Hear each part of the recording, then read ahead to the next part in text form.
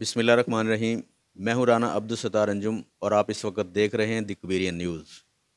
دوسری جنگ عظیم کے بعد جاپان میں بے انتہا غربت تھی۔ 1960 تک ان کے بچے خوراک کی قلت کا شکار تھے۔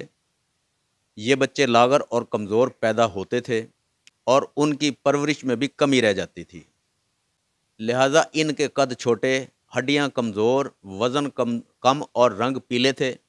انہوں نے اس دور میں اندازہ کیا کہ ہم اگر دن میں 3 بجے کھانا کھائیں تو 24 گھنٹے گزار سکتے ہیں۔ چنانچہ یہ دن کے 3 بجے کھانا کھاتے تھے اور اگلی خوراک کی باری اگلے دن آتی تھی۔ اس وقت ان کی حالت یہ ہوتی تھی کہ پاکستان نے 1957 میں چاولوں سے بھرا ایک بحری جہاز ٹوکیو بھجوایا۔ جہاز پر جاپان کی امداد کے لیے پاکستان کا تحفہ لکھا ہوا تھا اور اس کی تصویریں باقاعدہ اخبارات میں شائع ہوئیں اور پورے جاپان نے ہاتھ جوڑ کر حکومت پاکستان کا شکریہ ادا کیا تھا۔ جاپانیوں کو آج بھی پاکستان کا یہ احسان یاد ہے۔ میں نے عرفان صاحب سے عرض کیا، جاپان دنیا کے ان 4 ممالک میں شمار ہوتا ہے جن کے ساتھ پاکستان کے تعلقات شروع دن سے حیران کن رہے۔ ہندوستان کے آخری viceroy lord Mountbatten Pakistan اور بھارت کو 15 اگست 1947 کو آزادی دینا چاہتے تھے۔ اس کی وجہ جاپان تھا۔ جاپان نے 1945 میں 15 اگست کو امریکہ کے سامنے سرنڈر کیا۔ اتحادی فوجیں امریکہ، برطانیہ اور یورپی ملک 15 اگست کو یوم فتح کے طور پہ مناتے تھے۔ لارڈ ماؤنٹ بیٹن کی خواہش تھی کہ 15 اگست 1947 کو جب پورا برطانیہ یوم فتح منا رہا ہو، بھارت اور پاکستان کی پیدائش اس وقت ہو تاکہ ہر سال جب ان دونوں ملکوں کے لوگ آزادی کے تقریبات منائیں، اس وقت جاپانی افسردہ ہوں اور یہ کھیل تا ابد جاری رہے۔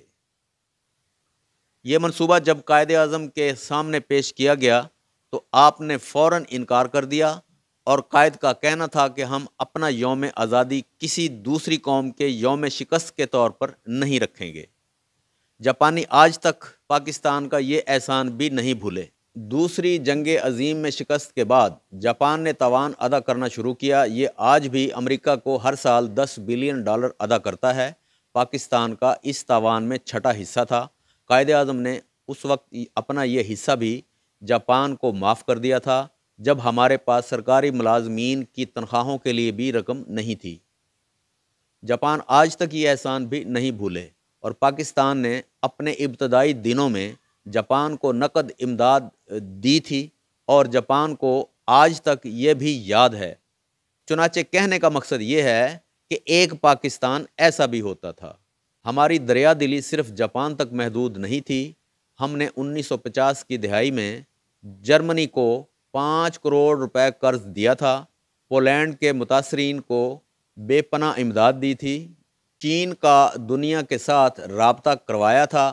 PIA دنیا کی پہلی ایئر لائن تھی جس نے چین کی سرزمین کو چھوا تھا اور ماؤ زے تونگ اور چو این لائی نے ایئرپورٹ پر آ کر ہماری فلائٹ کا استقبال کیا تھا۔ ہم نے ماؤ زے تونگ کو ذاتی استعمال کے لیے جہاز بھی گفٹ کیا تھا۔ یہ جہاز آج بھی چین کے میوزیم میں پاکستان کے شکریہ کے ساتھ کھڑا ہے۔ ہم نے اپنے ترک بھائیوں کی قیام پاکستان سے پہلے بھی مدد کی تھی اور قیام پاکستان کے بعد بھی ترکی کے زیادہ تر عمرہ، فوجی افسروں اور سیاستدانوں کے بچے پاکستان میں تعلیم حاصل کرتے تھے۔ ہم نے استنبول میں پہلا بوئنگ طیارہ اتارا تھا اور ترکی کے لیے ایئرپورٹ پر نیا رن وے بنایا گیا تھا اور پوری کابینہ اس کے استقبال کے لیے ایئرپورٹ گئی تھی۔ ہم نے موراکو، تیونس اور الجزائر کی آزادی میں بھی مرکزی کردار ادا کیا تھا۔ پاکستان نے ان کی سیاسی قیادت کو پاسپورٹ بھی دیے اور اقوام متحدہ میں اپنے بینچ سے انہیں خطاب کا موقع بھی فراہم کیا۔ چین اور امریکہ کا پہلا رابطہ اور ہنری کسنجر اور صدر رچرڈ نکسن کے چین کے پہلے دورے کا انتظام بھی ہم ہی نے کیا تھا۔ چین میں لوہے کا पहला कारखाना पीको की तर्ज पर लगा था और चोएं लाई इसे देखने के लिए अपने माहिरीन के साथ 1960 की दिहाई में लाहौर आए थे। ईरान की तरक्की, यूरोप और अमेरिका के साथ ताल्लुकात में भी पाकिस्तान ने अहम किरदार अदा किया था। शाह ईरान हर दूसरे माह पाकिस्तान का दौरा करते थे और पाकिस्तान की तरक्की को हैरत से देखते थे। फ़लस्तीन के लिए पहली आलमी आवाज़ भी हम ही ने उठाई थी। शाम, उर्दन, मिस्र की सफारतकारी आज़ादी और बहाली में पाकिस्तान का अहम किरदार था। सऊदी अरब में 1970 तक पाकिस्तान से ज़कात जाती थी और सऊदी शहरी खाना काबा में पाकिस्तानियों के रिज़्क में इजाफे के लिए दुआएं किया करते थे। यूएई की तरक्की में भी पाकिस्तान का अहम किरदार था। दुनिया की चौथी बेहतरीन एयरलाइंस एमिरेट का कोड EK है।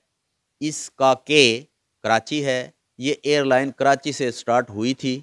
हमने उन्हें जहाज़ भी दिया था और अमला भी, लिहाजा आज भी EK अमारात कराची है। माल्टा के बच्चों के सिलेबस में भी PIA का पूरा बाब है। सिंगापुर एयरलाइन और पोर्ट दोनों पाकिस्तान ने बनाए। इंडोनेशिया और मलेशिया की अशराफिया के बच्चे पाकिस्तान में पढ़ते थे। मलेशिया का आइन तक पाकिस्तानी वकला ने लिखा था। जनूबी कोरिया की ग्रोथ में महबूबुल हक के 5 साला मंसूबे का अहम किरदार था। भारत 1990 की दिहाई में पाकिस्तान से बिजली खरीदता रहा और मनमोहन सिंह ने शाइनिंग इंडिया का पूरा मंसूबा पाकिस्तान से ही लिया था। दुनिया की 3 बड़ी इंजीनियरिंग फर्म्स ने 1960 की दिहाई में कंसोर्शियम बनाकर मंगला डैम की बिड की थी और हार्वर्ड यूनिवर्सिटी की इंजीनियरिंग क्लास के तलबा जहाज़ भरकर मुताले और मुशाहदे के लिए मंगला आते थे। इस मंसूबे को हैरत से देखते थे। मुस्लिम दुनिया के 27 मुल्कों के फ़ौजी अफसर पाकिस्तानी अकेडमियों में ट्रेंड हुए और बाद अज़ां अपने अपने मुल्कों में आर्मी चीफ बने। UAE के फरमारवा ज़ैद बिन सुल्तान अन नहयान 1970 की दिहाई तक पाकिस्तान के दौरे पर आते थे तो इनका इस्तकबाल कमिश्नर रावलपिंडी किया करता था।